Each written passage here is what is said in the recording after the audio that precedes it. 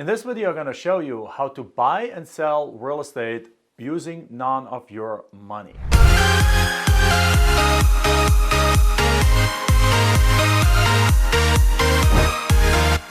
So you want to buy and sell real estate, and ideally without using any of your own money. Well, in this video, I'm going to show you exactly how to do that. And at the end of this video, you'll know the basics of wholesaling and how to do deals using no earnest money deposit, no money whatsoever, and literally also even being able to back out of the deal anytime for any reason.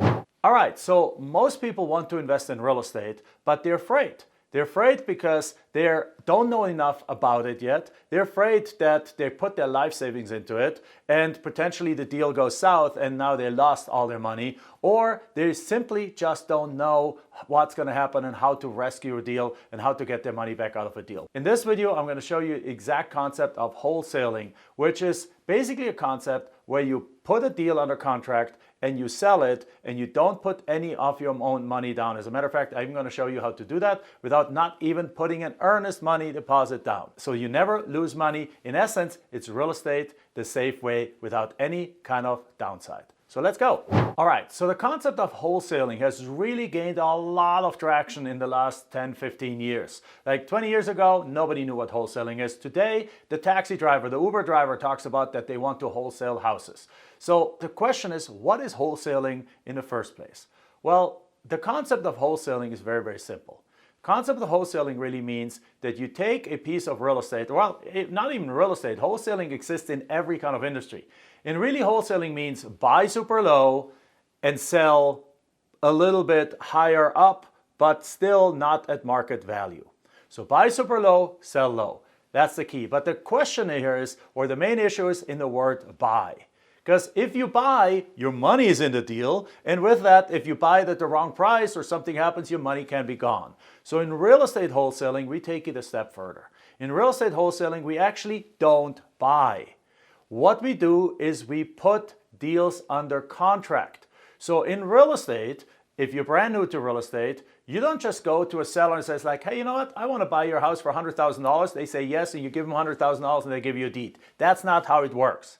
Instead, how it works is you simply sign a contract with the seller that says, hey, I'm going to buy your house for $100,000. Close of escrow is going to be 30 days from now. Then you take that contract to a title company. The title company then does a title search, produces a title commitment, which shows if there's any kind of issues in what's called the chain of title, basically in the history of the property. And only after this is all cleaned up, then you go and you actually what's called close on the deal. At that point, so 30 days later, you send in the $100,000 and the seller signs the deed, sends it to the title company, and the title company then sends the $100,000 to the seller and sends the deed for recording. Well, but in all of that, there's $100,000. What if I don't want to put the $100,000 in the deal, or what if you don't have $100,000? Well, simple. Introducing the wholesaling concept. In the wholesaling concept, we do the front part of that strategy, but not the back part of that strategy. So in other words, we actually take the deal, we sign that agreement for $100,000. Let's say the property's worth $200,000. You get under contract for $100,000. It might need $30,000 in repairs. So it's a smoking deal for a rehabber, but you don't want to be a rehabber. You just want to make some money in the deal. So what you do therefore is, now that you have it under contract for $100,000, you simply go and market the property right away to a rehabber. So you go to some meetup groups. There's meetup groups about real estate in every city of the United States. You go look at some online rehabbers. They all have websites and they take deals. You join a local real estate investment association and go connect with network with rehabbers over there.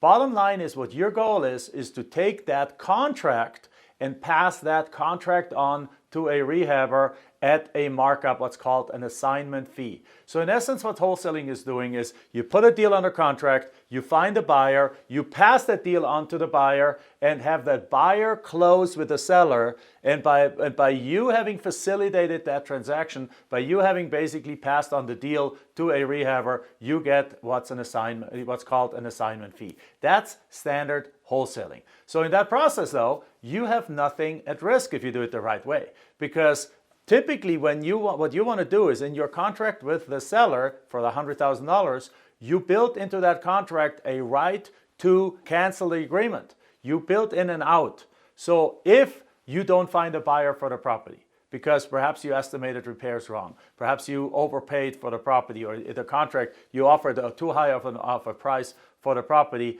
and you don't find a buyer for the property, or there's other problems that show up, you can simply back out of the agreement and you've lost nothing. The second thing you can do is actually negotiate no earnest money deposit. So for example, we do this a lot for land. And by the way, if you enjoy this session, just make sure you share it, you comment it, you hit the subscribe, and make sure that the world knows about this method. So we do this a lot with land. So we do land wholesaling, land and lots. So my wife and I have done over 4,500 land deals. In not a single one of them have we actually put down an earnest money deposit because our contract just simply doesn't have a space for it. And the sellers typically don't care. The sellers just want to get rid of their piece of land. And the same applies for houses too. So now look at the situation. You're now going to a seller, offering them $100,000 for a $200,000 property. You don't put down an earnest money deposit. You can back out of the contract when you feel like it. So how much is your risk? Zero. How much have you put down on the deal? Also zero. So therefore, there is no chance for you to lose your life savings. It's real estate the safe way. And then what you do is simply you market that property, find somebody that perhaps is willing to pay you $120,000 for that deal. Because after $120,000, if it's a house and they still put $30,000 in rehab in, they'll still make money at the tail end of that deal. After they get financing and they spent the money on it and all those things, they'll probably still make like $30,000 to $40,000 on that deal, which might actually be a good deal for them. But what you have done the no risk real estate way. You simply got the deal under contract. You now remarket it to a seller, a rehabber in this case, or a piece of land, an end buyer. You just pass it on. You mark it up in the process to $120,000. They pay $120,000 and you just made $20,000 in the process. Now, the last part of this strategy is how does that second part actually work? Well, the second part works such that you now have two agreements in place. You have an agreement, number one, with a seller for $100,000. And then by finding a buyer, you also sign an agreement with that buyer for $120,000. Now, this can be one of two agreements. Agreement number one with the buyer could be an assignment agreement. With an assignment agreement, what you essentially do is you pass that first contract on to the buyer, and in exchange, you're getting a $20,000 assignment fee. So all that happens is the buyer takes over your position in the contract, and the buyer then buys directly from the seller. You're out of the game. All documents go to the title company. And the title company knows to pay you when that deal closes between the end buyer and the seller, they know to pay you a $20,000 assignment fee. The second way is that you actually have two purchase agreements. You have a purchase agreement with the seller, where the seller sells it to you for $100,000. And you have a second purchase agreement between you and the buyer, where the buyer buys it from you for $120,000.